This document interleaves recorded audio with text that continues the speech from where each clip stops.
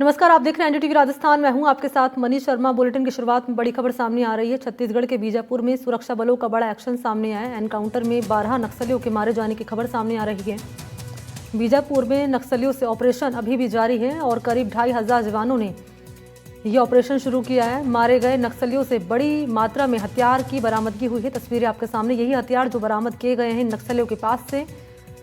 तो ये बड़ी कार्रवाई सामने आई है। छत्तीसगढ़ के बीजापुर में सुरक्षा बलों का बड़ा एक्शन नक्सलियों के खिलाफ। ये एक्शन सामने आया। एनकाउंटर में 12 नक्सलियों के मारे जाने की खबर है और इन नक्सलियों से बड़ी मात्रा में हथियार बरामद हुए हैं। तो छत्तीसगढ़ के बीजापुर में ये एक्शन नक्सलियों के खिलाफ सामने आया है। एनकाउंटर में 12 नक्सलियों के मारे जाने की खबर सामने आई है और ये जो ऑपरेशन चलाया जा रहा है सुरक्षा बलों की ओर से अभी भी जारी है। 2500 जवान जिन्होंने ये ऑपरेशन शुरू किया है और करीब 12 नक्सली जिन्हें मार गिराया गया एनकाउंटर में, और इनके पास से बड़ी मात्रा में हथियार की बरामदगी भी हुई है।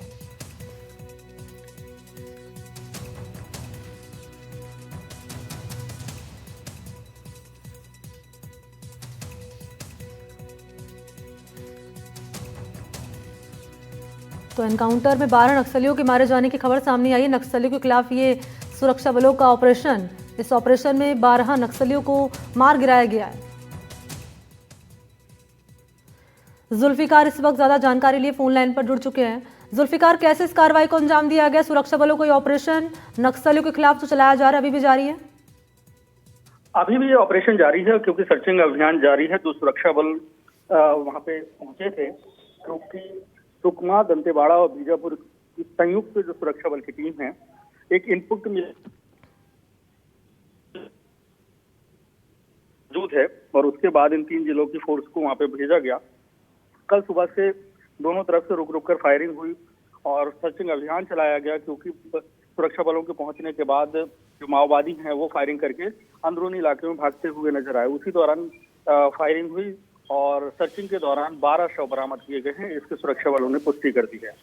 लेकिन ये भी बात सामने निकल कर आ रही है, क्योंकि जिस तरीके का ऑपरेशन है जिसमें 1000 से ज्यादा सुरक्षा में लगे जवान, जिसमें डीआरजी के हैं, सीएफ के हैं जवान इस संयुक्त अभियान में शामिल थे, तो ये संख्या माओवादियों की और भी बढ़ सकती है। क्योंकि केंद्रीय गृह मंत्री अमित शाह ने जिस तरीके से दावा किया है कि मार्च 2026 तक छत्तीसगढ़ ही नहीं पूरे देश से माओवाद को खत्म करना है, उस अगर कड़ी में देखें तो छत्तीसगढ़ का जो बस्तर सबसे ज्यादा माओवाद प्रभावित इलाका है, उस इलाके में पिछले 1 साल से एंटी नक्सल ऑपरेशन बहुत तेज गति से चल रहा है। और स्थिति ये है कि अब तक लगभग 300 के आसपास माओवादी मारे जा चुके हैं, क्योंकि हर दूसरे या तीसरे दिन कोई ना कोई इनकाउंटर की खबर बस्तर के अंदरूनी इलाकों से आती है। तो ये जो बीजापुर और तेलंगाना और का जो सरहदी क्षेत्र है, उस इलाके में ये इनकाउंटर हुआ है, जिसमें अब तक की सूचना में 12 माओवादी मारे गए। कब से ये ऑपरेशन चलाया जा रहा है? और जैसे कि आप बता रहे हैं कि एनकाउंटर में 12 नक्सली मार गिराए गए, ये संख्या और भी बढ़ सकती है। कब से चलाया जा रहा है ऑपरेशन? और जुल्फिकार, ये संदेश देने की कोशिश सरकार, राज्य सरकार और केंद्र की ओर से कि जो टेरर लगातार नक्सलियों का बढ़ता जा रहा है, इनका खात्मा करना। बिल्कुल, कल सुबह से ये ऑपरेशन शुरू किया गया और ये संदेश तो पहले से ही देना है, क्योंकि केंद्रीय गृह मंत्री अमित शाह ने एक से 1.5 साल पहले ही बोला था कि माओवाद एक बहुत बड़ा नासूर है और उसको खत्म करना है। अभी कुछ महीनों पहले केंद्रीय गृह मंत्री अमित शाह ने ये डिक्लेयर किया कि मार्च 2026 तक माओवाद को खत्म कर दिया जाएगा। उस परिप्रेक्ष्य में अगर देखें तो इस इलाके में लगातार एंटी नक्सल ऑपरेशन चल रहे हैं और बहुत बड़ा नुकसान माओवादियों को हुआ है। अब तक के इतिहास में जब से माओवाद में अपने पैर पसारे हैं, उसके बाद से लगातार उनका दायरा बढ़ता रहा है। लेकिन बीते 1 साल से जो माओवादी के, खासकर बस्तर के इलाके में जो माओवादियों के कब्जे वाला क्षेत्र था, वो धीरे धीरे जो है सिकुड़ता जा रहा है और लगातार एंटी नक्सल ऑपरेशन हो रहे हैं। तो जिस तरीके से ऑपरेशन हो रहे हैं कि एक एक ऑपरेशन में 12 से 15, 5 और 29 माओवादी मारे गए, तो ऐसे में 300 के करीब माओवादी अब तक मारे जा चुके हैं। तो ये जो जिस तरीके की लड़ाई चल रही है और जिस पर को लेकर जो सुरक्षा से जुड़े अच्छा जुल्फिकार, एक रिसेंटली घटनाक्रम भी सामने आया था जिसमें हमने देखा था कि आईईडी ब्लास्ट किया गया था नक्सलियों की ओर से और कई जो सुरक्षा बल थे मार गिराए गए थे। तो सुरक्षा बलों की सुरक्षा भी एक बड़ी चुनौती है सरकार के सामने, इसको लेकर क्या खाका तैयार किया गया? बिल्कुल, सुरक्षा बलों के लिए चुनौती तो है, लेकिन सुरक्षा बलों को जिस तरीके से इनपुट मिला और उस आधार पर एंटी और नक्सल ऑपरेशन चल रहा है। ये जरूर है कि 2025 की जैसे ही शुरुआत हुई, माओवादी क्योंकि पिछले 1 साल से लगातार फिराक में थे, क्योंकि जितना बड़ा नुकसान उन्हें लगातार 1 साल में होता रहा है, उसमें वो सुरक्षा बलों को निशाना बनाने की कई बार उन्होंने कोशिश की। लेकिन 2025 की शुरुआत में एक आईईडी ब्लास्ट हुआ जिसमें 8 जवान शहीद हुए और उसमें एक चालक भी था। कुल 9 लोग उन माओवादियों के आईईडी ब्लास्ट में शिकार हुए थे। लेकिन उसके बाद लगातार ऑपरेशन चल रहा है, या ये कह सकते हैं कि अभी इसी महीने की बात है, कुछ दिन पहले जो हुआ था, और अब ये बड़ा ऑपरेशन चलाया गया। ये वो इलाका है जिसमें कहते हैं कि हिड़मा की बटालियन वहां पे अंदरूनी इलाके में मौजूद है, क्योंकि ये पूरा इलाका अबुझमाड़ कहलाता है। जैसा कि नाम ही है कि वो ऐसा जंगल जिसे कोई किसी ने बूझा नहीं। उस इलाके में रेवेन्यू रिकॉर्ड भी नहीं है, आदिवासी अंचल है और डेंस फॉरेस्ट है, पगडंडियां हैं और बहुत बड़ा टेरेन है।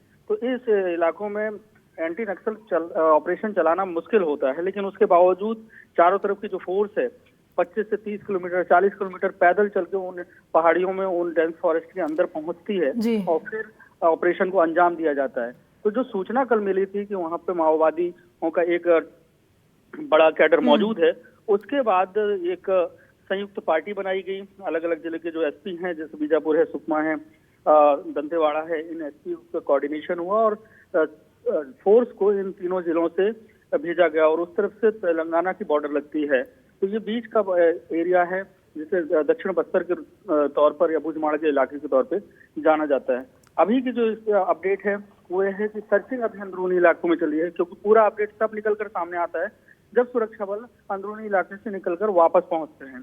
तो वापस पहुंचने के लिए भी समय लगता है, और क्योंकि पैदल चलना होता है, क्योंकि जब भी कोई चूक होती है, माओवादी जो के अंदरूनी इलाकों में जाते हैं, किसी वाहन का अगर उपयोग करते हैं तो उस पर हमेशा खतरा बना होता है। तो इसीलिए अंदरूनी इलाकों से 40-40, 50-50 किलोमीटर सुरक्षा बलों को पैदल चलना होता है, और फिर उनको वहां से जब निकलते हैं, तो जब निकलकर वापस पहुंचेंगे तो सर्चिंग ऑपरेशन उस अभियान उस इलाके में चलने के बाद और भी माओवादियों के शव मिल सकते हैं, इस बात की आशंका व्यक्त की जा रही है। तो इसका अपडेट हो सकता है कि दोपहर तक पूरा साफ हो जाए कि इस ऑपरेशन में कौन कौन से माओवादी शामिल थे और कितने मारे गए हैं, उसकी संख्या ये बढ़ सकती है। जुल्फिकार, एक सवाल और रहेगा आपसे मेरा, ये जो हथियार इनके पास से बरामद हुए हैं, किस तरह के हथियार बताए जा रहे हैं?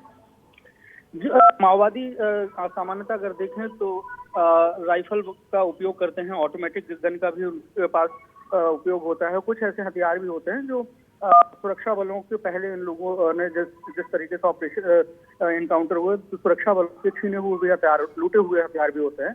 लेकिन अभी बीते 1.5 सालों से अगर देखें तो माओवाद सिकुड़ता हुआ नजर आ रहा है, और सुरक्षा बल हावी हैं और अंदरूनी इलाकों में लगातार ऑपरेशन चल रहे हैं।